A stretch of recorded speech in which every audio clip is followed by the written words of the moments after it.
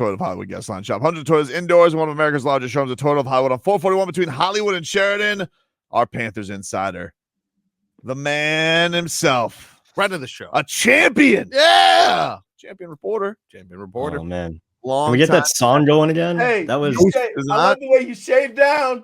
Oh, dude, you shaved down. I couldn't wait. You couldn't I wait? could not wait to get. I didn't mind all this, but it was in this area that was killing me. I couldn't eat or drink without having some remnants stuck there. I was yeah. Same, dude. Same. Flavor saver, baby. Tobin, stop saying same. I deal with the same problem, dude. I deal with the same problems. I'm very grizzled, you know. You could have very grizzled. Hey, David, you could have taken all the hair you cut off and stuck it to his face, and that would be the most hair that touched his face in 15 years. I'm sure he'd love that. Yes. I'm sure there's some of it on my shower floor still. If you want me to scoop a little bit up, I mean, maybe get you a goatee or something. Hey, so nice. David, one of the things I really enjoyed about the last game, right? Besides the angst, like it was pressure filled all game, but the fact that was the hockey we had grown accustomed to seeing for the last year and a half. Exactly what happened. And win or lose, I was happy they went out or they played their last game at their best and what they were doing all season. And that was the best feeling in the world because at the end of that game, Edmonton looked exhausted. Yeah. And that's what they've been doing. Yep. No, and that'll happen when you have to ride your best players for the last 5 minutes of the game. Like they had nothing left in the tank. But it was very poetic, Leroy, that not only did they play this amazing style all season and get back to it in a very profound way in Game 7, but it was also very appropriate, I think, the way that the final ended, just kind of the way that the Eastern Conference final ended, and the Panthers taking the puck to the boards and just saying, bleep you, I dare you to take it from me. Because that's what they did in training camp. Those were the drills that they finished training camp doing, that the players would get exhausted, that Paul Maurice would keep them fighting one-on-one board battles for 10, 15, 20 minutes at the end of each training camp practice. So for it to come down to literally that kind of play to win a championship, and then to play that style in that game, to give basically throw away everything. Because what happened in games 4 through 6, Florida was, I think, a little apprehensive to play aggressive because of Edmonton's speed and their ability to turn it back around. In Game 7, Florida said, no, bleep that. We're going to play our style, even if we have to be more aggressive, even if we have to put ourselves at risk. And look what happened. They wore them down. So It was very, very cool and poetic the way that it all played out. What was the scene like afterwards? You know, the celebration sinks in. Everything's crazy. You get there on the ice. Is there something that just sticks out in your mind? A player, member of the organization? What was the thing that gave you the most goosies after this is all said and done on Monday night? I mean, everything. The one moment that I remember that was cool that I just kind of happened to have meandered into was Matthew Tkachuk bringing the Stanley Cup to his dad and handing it to him, literally 2 feet from me, and watching Keith Tkachuk lift the cup above his head, and the two of them share that moment. That was cool. But honestly, all of it, I go back to a year ago when I was in Vegas on the ice after they lost the Stanley Cup. And that was my first time experiencing the post-cup thing. So on the ice, it was really cool and all that. And all I kept thinking about was, man, how much cooler, how much more just life-changing experience would this be to do it with my friends, my team, the people that I know. So those thoughts were going through my mind on Monday night when I was on the ice, and I was sharing it with my colleagues, when I was celebrating with the players who I've been getting to know for the last several years, with all the people that work for the team. I had giant hugs with Randy Moeller and Bill Lindsay. And that to me is what I'm going to remember more than any part of this run, was enjoying it with so many people who we all just care about each other. And that was for me the crowning moment, the ultimate. Give me the goods on Bob. What was happening? What was going on during his? Because I saw they almost left him out of the picture. But what was the scene of seeing our boy 72 who played himself into the Hall of Fame? It was cool watching him celebrate with his family. He was very high demand because once they open the ice up to the media, it's just kind of like a free for all. And I definitely wanted to go over and like say something to him, goalie to goalie, because I'm weirdo like that. But I had to like kind of wait for him to not be free. And finally, like towards the end of it, I just happened to be walking and I saw him skating from like one interview to another. And we locked eyes and he gave me that look. And you probably know the look, Tobin. It's the look of an athlete who's about to get interviewed and they kind of know what's coming. So I got that look from him and I was like, no. And I just gave him a hug and I'm just like, congratulations. I'm so happy for you. Enjoy this. And, he said, thank you. And we went on our ways. But like he was looking like that.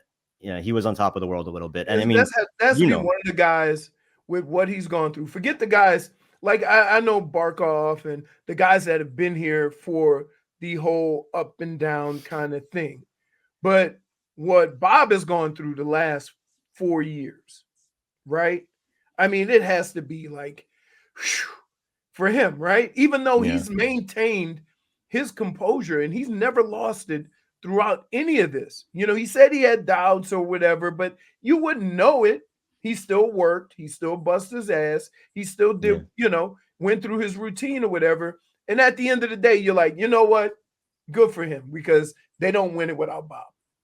No, absolutely not. And what probably felt good for Bob, just kind of going back to what you were saying, Leroy, about how, it didn't start great.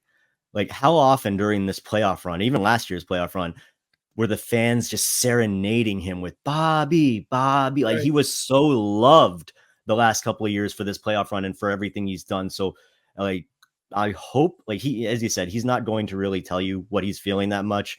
He's that kind of stoic guy, but I hope that meant a lot to him. And I would think it did, just like by human nature, just to go from, maybe the target of a lot of people's ire towards the team to, a lot of people looking at him like the reason they won the Stanley Cup and just loving him and getting Bobby shirts. And I would hope that he got him in the feels the way it got some of us that have been tracking him all these years. What do you think as far as like this reign and can continue? Like we know Reinhart's coming up for free agency. You have the season he has. You have the biggest goal in franchise history. He says he wants to stay. Like how realistic is it the Panthers can keep him around going into next year, or do you feel like someone's gonna steal him and they got to figure out? I don't know if Lundell has to become stepped up because he's a baby or what, but like where do you think this goes as far as team construction? Do you feel like this makes it very hard for anybody to want to leave this situation, or do you feel like someone's going to try and poach and break this thing up? Well, I think it's both. I think it's a situation that players want to stay in and a situation that players who aren't here are going to want to come to. But on the same token, teams are going to try to poach some of Florida's best players because that's what happens. Reinhart, I will be very surprised if he's not in a Panthers sweater next season, just based off of everything that I've learned over the last few months and the way that this has been tracking. It'd be very surprising if the two sides don't come to a pretty mutually beneficial deal. I think Reinhart will get paid. I don't think he'll get paid as much as he would if he hit the open market. And I think he's comfortable with that because I think it's not that dissimilar of a situation that we saw with the Heat a decade ago, where you're going to have superstar players understanding that we can win championships if we all make a little bit of a sacrifice and do something for the betterment of the team. And I think you're going to see that here in South Florida. It helps to have the no state income tax and things like that. And also the exposure of going to a Stanley Cup champion, there'll be more opportunities for endorsements and things of that nature. But I think when it comes down to it, guys, you have to just say whatever Bill Zito does, I trust that. Yeah, because everything he's done to this point has been great. So he's got a good handle on going into free agency. The Panthers are going to have some pretty good money to spend this summer. I think they've only got like 11 or 12 players under contract heading into next year. But guys, you think like guys like Kevin Stenlund, Ryan Lombard, like those glue guys are going to be brought back.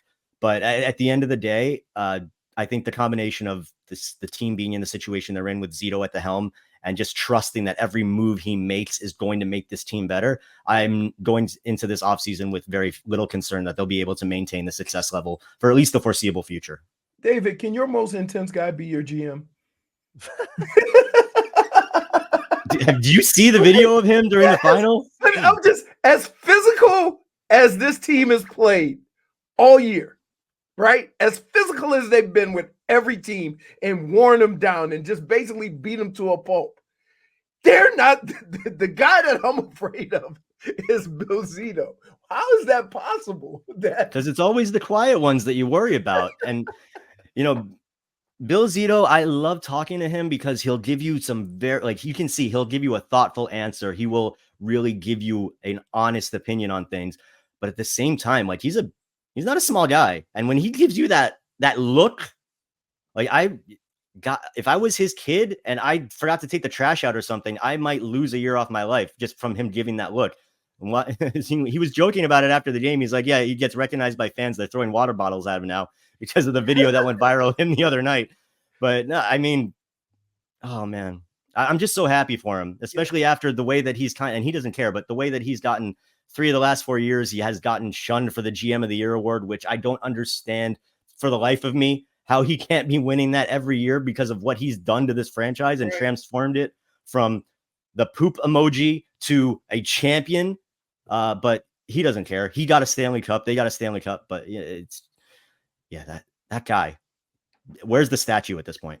It works though, right? The organization from owner to GM to now coach to players. The one thing that I've bragged about all year is that don't underestimate the message being the same from the top to the bottom. When you hear the coach talk, when you hear the players talk, when you hear everybody in the organization talk, right? They're all saying the same things all the time. When things were going terrible, just one game. When things are going great, just one game. And that is hard to come by, somebody jumping off the boat to kind of protect themselves. It's really hard to have nobody in the organization do that. No, and like you said, it starts at the top and it goes down. And like every player that Zito has brought in, they fit a certain mold. And it's not just about on-ice skills. Like they built a locker room that is now famous around the league as being one of the tight-knit, closest, great rooms to be a part of. And that started with Zito bringing in guys like Patrick Hornquist and Radko Gudas and changing the culture in the locker room. And so, yeah, I mean, it starts at the top with Vinny Viola investing in the team from day one, knowing to bring in Matt Caldwell, who then brought in Zito after a very long and extended process of looking to hire a GM. Then they make the decision after a President's Trophy year to bring in Paul Maurice and not retain Andrew Brunette, despite the success that they had. Like they've made hard decisions and they've all worked out. It's very un-Panthers like based off of the entirety of the franchise up until the last few years. But man, has it shifted fast. And I don't know, we're just all enjoying it right now. I mean, this is awesome. Last 3 years have been awesome. Unreal. They have been. Before we get you out of here, Paul Maurice, I thought my favorite part, other than Bob hoisting the trophy, when they go to him, he's getting talked to ABC. You could just see it all kind of soaking in, that he finally did it. What was it like, the moments with him and just seeing him get that final accomplishment in his career? It was awesome. And like his reaction, talking about like his parents, how he called his parents from the bench. And that was the first thing he did. And how like he wanted to tell his dad that your name, not his name, your name is going on a Stanley Cup with the likes of some of the greatest to ever play the game. I mean, that's just Paul Maurice, right? I mean, he's been amazing to deal with from a media standpoint. We've been incredibly lucky because, you don't, it has zero to do with us what kind of coach you're going to deal with. But no, he's just incredible. Like, you enjoyed it more than Quenneville's grunts? You know what? Q was pretty good too. Like he could have been a lot worse with us, but no, I mean, Paul Maurice he's an easy guy to like, right? Right. Yes, guy, he's easy to root for. Yes. I lashed out because of how he treated Bobrovsky. I was going to say, you got to yes. Oh, because Bob's not 6'4". He loved Rieger, dude. I've taken some hits saying anything negative about Bobrovsky. So let me tell you, you talk about Bob, you're getting the wrath of Tobin. Right. Well, they go back a ways, probably closer than anybody else in the media down here. It was Tobin and Bob from day one. He stayed away, and they won the Stanley Cup. So what does that tell you? Fair. I didn't stay away. I was bullied by all of you not to talk to him because you guys made up in your crazy mind that I'm some kind of a mush, which is ridiculous. Yes, and that's not fair. And that's still fine. Stayed away. That means that's fine. Numbers don't lie, dude. Numbers don't lie. You stayed away. We won the cup. Right, uncomfortable. Oh man. Hey, listen, buddy, I'm happy. What are you most looking forward to on Sunday? Are you aside from you get to rest after Sunday for a little bit? Oh god. What are you most looking forward to seeing? Because the draft is when? Friday? I fly out at 6:45 tomorrow morning to get to Vegas for the awards and the draft, and I'm taking the red eye back Saturday night to get to the parade for Sunday. I have no idea, though, what to expect because I've never gone to a sports parade. I didn't go to the Heat parades or the Marlins parades. I've never been. It always seemed like kind of like a hassle and a headache, but I don't give a bleep about that right now. So I don't know what to expect. I'm going there. I don't know what I'm going to be covering, where I'm going to be. But I just want to be there and be a part of it and just experience it the way that everything else has gone the last few weeks. Hasn't it been really cool the way the Cup has interacted with the fans of South Florida? Oh, so like cool. Nothing crazy. Nobody's done anything stupid. They're all just taking pictures and just enjoying it. It's a cool thing to watch. It is. When the dumbest thing you do is pour beer on fans from a balcony, I think you're going to be okay. But that's awesome that like the fans can be so close to it. They were partying at AMSO last night. They're swimming in the ocean with the Stanley Cup. Like that's iconic. That stuff is going to be remembered forever. So to see it happening here, like it's so surreal. You think the guy with the white gloves has the little shine as soon as it gets out of the? Oh no, I feel like that's Phil. Like I've actually gotten to know him pretty well over the last few years, and he lives for this. Like this is his life. Like he knows when he needs to stay back. He knows when he needs to jump in. But I mean, for the most part, it's just kind of like babysitting and hoping that they don't do anything dumb. Because there have been some situations in the past where the cup's gotten a little dinged up and they have to fix it. But I mean, it's all in good fun. And no, I mean, Phil he's gonna have a busy summer. Not on my watch. Not on my watch. Thinking to himself, why is there a starfish attached to this? All right, buddy. Listen, I appreciate you. I appreciate you. I know this is a busy ass time for you. Proud of you. You've done a fantastic job covering this team. And go follow David Dwork, his news for the hockey news, and him and Roy Bellamy, two hockey Panther OGs. They've blown up. The hockey show on Meadowlark Media is fantastic. Congrats to you guys. Keep kicking ass, buddy. Safe travels to Vegas, and maybe we'll see you around Sunday around the parade. All right. Woo! I hope so, man. Stay in touch. We'll talk again soon. But thank you guys for everything. I appreciate the invites. I love you guys. See you soon. We did it. David Dwork, he's a champion now. Ah! We'll take a break. It's weird, man. Like you have people that have followed the Panthers, and you could always call David and talk Panthers way back. This dude, boots on the ice, at the Panthers practice rink. Him, Roy, coming in at the old 790 days. He's had that damn Panther sweater on, the number 11 custom Bells jersey. I'm as most happy for those two as I am for the team members. So, I'm really happy to see that they have gotten some shine here as well. They deserve it. Those guys really, really love this. Absolutely.